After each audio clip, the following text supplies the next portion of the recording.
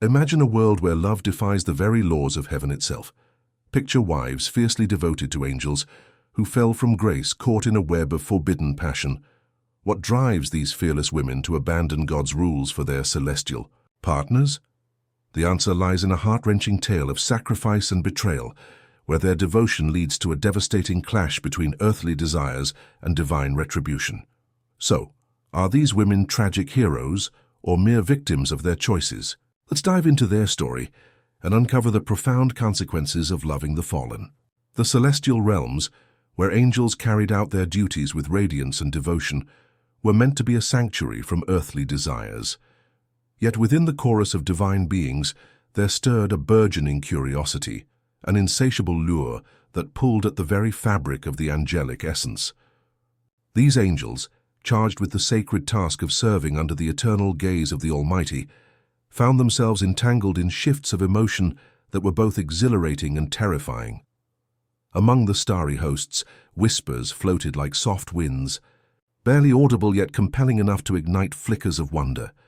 It was the allure of human beauty on earth, a beauty so stark, contrasting with their ethereal existence, that it became a soul-stirring distraction. The women of earth, with their warmth and vitality, represented something vividly tangible to beings accustomed to the incorporeal.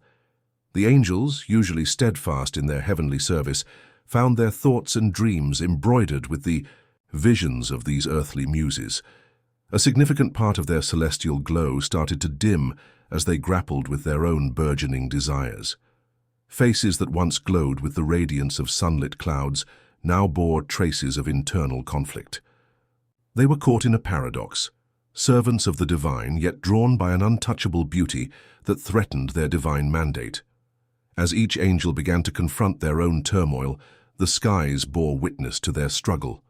This was a dangerous path, one that diverged sharply from their purpose. Yet, the very nature of their existence was being challenged by these desires, forcing them into an introspective labyrinth where duty collided with desire. The silent yet potent allure of humanity tugged at their celestial robes, urging them closer to the human realm. For some, the allure became too strong to resist. They descended to the earthly plane, where the scent of the soil and the coolness of water over stones presented a stark reality and a beguiling invitation.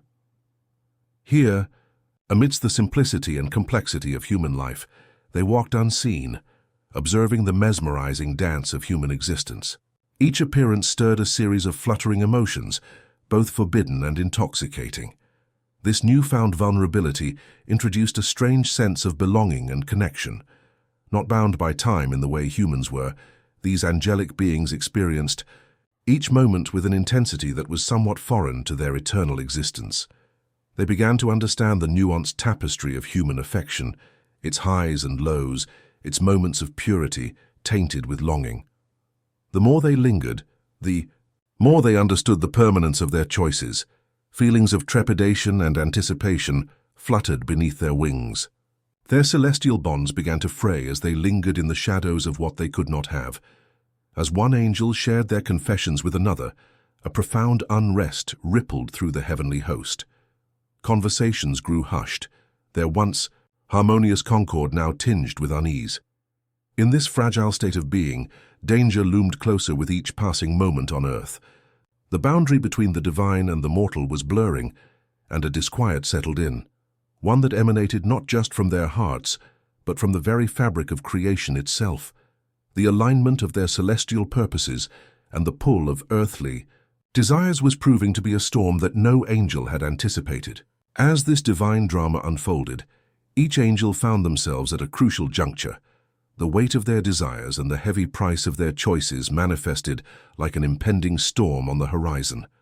Earthly beauty, once seen as something far, beneath their divine notice, now held the power to shatter the resplendent harmony of heaven. For angels who spent lifetimes ensconced in heavenly grace, the allure of the earth presented a conflicting melody, one that promised both reverence and ruin.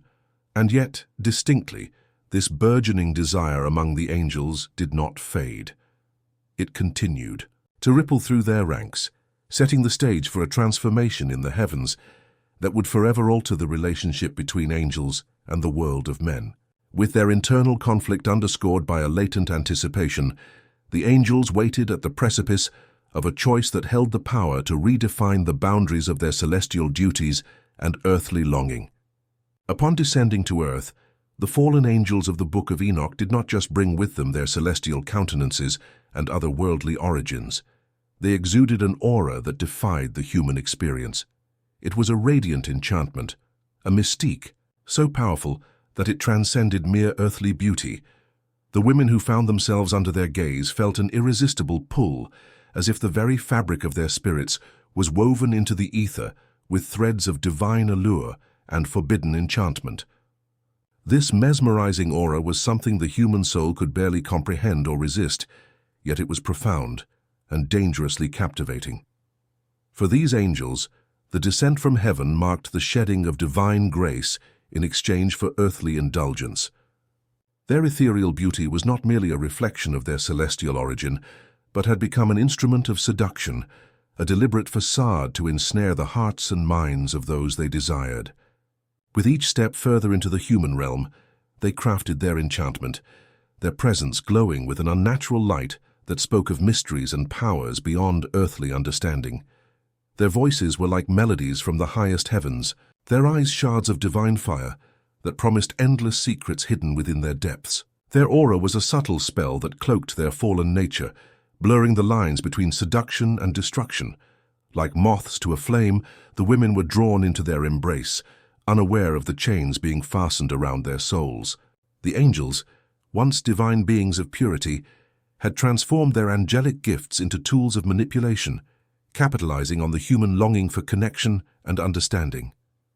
What these celestial visitors offered was a reflection of humanity's deepest desires wrapped in untouchable beauty, an echo of the heavenly realms they had abandoned. However captivating, this enchantment bore a shadow. The beauty that drew the women in was but a veil over the darkness residing beneath these fallen angels' facades. Their charming auras were steeped in sin, for these beings had deliberately severed their sacred bond with the Creator to cast their lot with mortal passions and fleeting pleasures. Their heavenly glow, once a beacon of divine purpose, served now only to conceal their rebellious intent and bind those who ventured too close. The enchantment was a honeyed trap, promising glory and fulfillment, but leading instead to spiritual ruin and unending sorrow. Each angelic encounter spun an ill-fated tale of love and enchantment, where the line between the sacred and the profane was irrevocably blurred. As the women succumbed to the angel's spell, they found themselves adrift in an ever-deepening enigma shackled to beings entwined in their own rebellion. The innocence of earthly love morphed into an inescapable labyrinth of desire and despair, swirling around them, abandoning safety and freedom in favor of an eternal dance with the damned. The fallen angel's enchantment, while intoxicating, was inherently deceptive. It mirrored only the surface beauty of their souls, veiling the reality of the spiritual abyss that lay beneath. For these celestial beings, their own enchantment led to a deeper damnation than they could have anticipated. Their earthly unions were perfect on the outside, but corrupted at their core, embroiling the women in a hidden struggle between mortal longing and divine retribution. As the consequences of these unions unfolded, the enchanting allure of the fallen angels marked the beginning of a descent into chaos, a prelude to the catastrophic upheaval that would be brought forth by their offspring, the Nephilim. The same allure that drew the women with promises of celestial splendor would eventually give way to a world in turmoil, ravaged by the presence of beings who embodied the very essence of rebellion and ruin. Amidst this backdrop of celestial beauty and despair, the enchantment of the fallen angels served as both a testament to their lost glory and a harbinger of the divine reckoning that awaited. For every soul entrapped by their spell, there lay the inevitability of a world set into turmoil by choices made contrary to the heavenly order. And thus the enchantment, while beguiling and beautiful, was a tragic veil, concealing a cosmic story of love, loss, and the enduring struggle between light and shadow. The cataclysmic narrative of the Nephilim unfolds in a world already veiled in shadow, where legends whispered through the ages speak of their terrifying might. Born of the forbidden unions between heavenly beings and earthly women, the Nephilim walked the earth as giants, striking awe and fear into the hearts of all who beheld them. The sheer force of their existence defied the natural order, casting chaos into a world already teetering under the weight of the ethereal enchantment left by the fallen angels.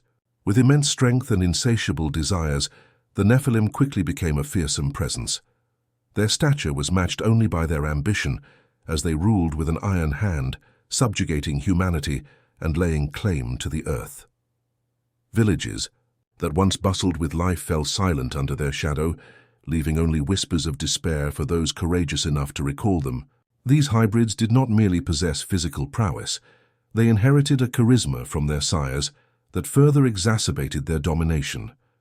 Entire tribes could not help but bend to their will, charmed or coerced into submission. The human world, already destabilized by the fallen angels' enchantment, found itself plunged further into discord with the arrival of their monolithic sons. Conflict bred further conflict, as factions rose up in vain attempts to resist these demigods. Battles raged, mortality confronted with immortality, often leading only to more destruction. The earth's surface became a tapestry of ruin and rebellion marked by the relentless drive of these formidable beings to conquer and consume. As the Nephilim carved their dominion, the heavenly realm watched in growing dismay. God, observing the upheaval with both sorrow and resolve, recognized the dire state of his creation. The natural order had been violently disturbed, and with it the future of humanity hung in the balance. Yet even in the midst of devastation, hope kindled a greater plan. A cleansing, a judgment so transformative that it would realign the heavens and the earth to their intended harmony. The determination to cleanse the world would culminate in the stirring elemental power of a divine flood. Before this great deluge, the archangels, God's appointed warriors and messengers, were called to action. Led by the formidable Michael, a monumental battle against the Nephilim ensued, acting as both a precursor to divine intervention and a testament to the unwavering commitment to uphold divine law. The clash was seismic, echoes of which resonated throughout the heavens and earth alike, as the archangels wielded celestial power against their wayward brethren's progeny, striving to contain the chaos unleashed upon creation. As the floodwaters rose, covering cities and strongholds alike, a profound silence followed the tumult. The waves swept away not only the monstrous giants, but the very remnants of their reign, leaving behind a purified landscape, a blank slate upon which new beginnings could be inscribed. This decisive act of divine intervention served both as an end and a beginning, a testament to God's enduring sovereignty and a grim reminder of the consequences that come from straying from his ordained path. Beneath the surface of this large-scale transformation lay a deeper, subtler change. The world had been recalibrated, yet those who survived would carry within them echoes of the past turmoil. The ancient memory of the Nephilim, giants born of celestial transgression and earthly temptation, would linger not as a mere legend but as a cautionary tale, a stark reminder that even the mightiest giants are swept away by the tide of divine justice, restoring balance to the world. However, this restoration would begin with those left behind, bearing the secrets and scars of a time when heaven's beacons met their downfall upon the earth's dust. As the floodwaters receded and a new era dawned on earth, the survivors were left to grapple with both physical and emotional devastation. Among these survivors were the women who had once shared their lives with the fallen angels. They were trapped in a cycle of torment and transformation. The consequence of their forbidden love was a curse like no other: transformation into sirens, creatures doomed to allure and ensnare eternally. This punishment mirrored the downfall of their celestial lovers, a poignant reminder of the perils of transgressing divine boundaries. These women, once human, now embodied a paradox, both victims and reminders of past transgressions. The transformation into sirens was neither a gentle transition nor an acceptance of fate. It was a violent wrenching of identity, leaving them marooned between the remnants of their humanity and the new reality of their existence. They were endowed with voices so enchanting that they could captivate any heart. However, their songs carried the undertone of their own despair and deep-seated guilt, a plaintive wail hidden beneath the surface of their melodic lure. The psychological torment these women suffered was immense. Each note they sang echoed. The pain of love transformed into a curse. They were forced to confront the reality that their infatuation with the angels had not only led to personal ruin, but had also contributed to the upheaval of the world. The flood may have cleansed the earth of the Nephilim, but the emotional scars were beyond the reach of water or time. Haunted by dreams of their past lives, these women wrestled with an eternal guilt, an unending penance for desires that defied divine law. Beyond their internal struggles, the sirens now played a role in the new chapter of humanity's story. Their existence served as cautionary reminders of what had been and what could be again. Although cursed, these women were not devoid of agency. They patrolled the fragile boundaries of human and divine realms, ensuring that history would not repeat its most ruinous chapters. They navigated this role with a grave understanding of its gravity, aware that their presence was a buffer against the dangers of yielding to sinful allure. Rebuilding after the cataclysmic flood was a daunting task for humanity. The faithful, angels under the eye of divine decree, oversaw this task from a distance. Although they offered guidance and protection, they maintained a careful detachment, fostering an environment where human free will could lead the course of new beginnings. Their vigilance was informed by past failings. They knew that even with divine intervention, it was crucial for humanity to learn from its mistakes to ensure its survival and moral progression. The emotional wounds of betrayal and loss fueled humanity's resilience. History's lessons were etched into their consciousness, enforcing a vigilant mindset against echoing the errors of those who had come before. Each man and woman bore the silent burden of responsibility, aware that a single step in the wrong direction could unleash chaos anew. Yet amidst the shadow of past folly, there sprouted a fervent hope that this new beginning could transform the world into a realm of righteousness and divine favor. Hope, however, was tempered by memory. The story of the sirens was a tale to be whispered in reverence and caution, an eternal reminder of the price of defying heavenly order. It was a testament to the suffocating aftermath of forbidden love, and to the perpetual cycle of transformation it beckoned. As new generations emerged from the shadow of the flood, they carried this narrative in their hearts, a compass guiding them away from the rocks of temptation and perdition. The desire for redemption was a central theme in this tale of tragedy turned cautionary. There was a constant yearning not only to rebuild what was lost, but to transform it into something worthy of divine approval. The beautiful, yet mournful, songs of the sirens filled the air, carrying a message that resonated with all who heard it. That love, though powerful, must align with celestial edicts, and that hope's greatest strength lay in its ability to forge change from anguish. As the world slowly reknit itself from the tatters of its former glory, both human and siren toiled under a watchful sky. Their stories intertwined, and their fates were inextricably linked by the intricate web of divine providence.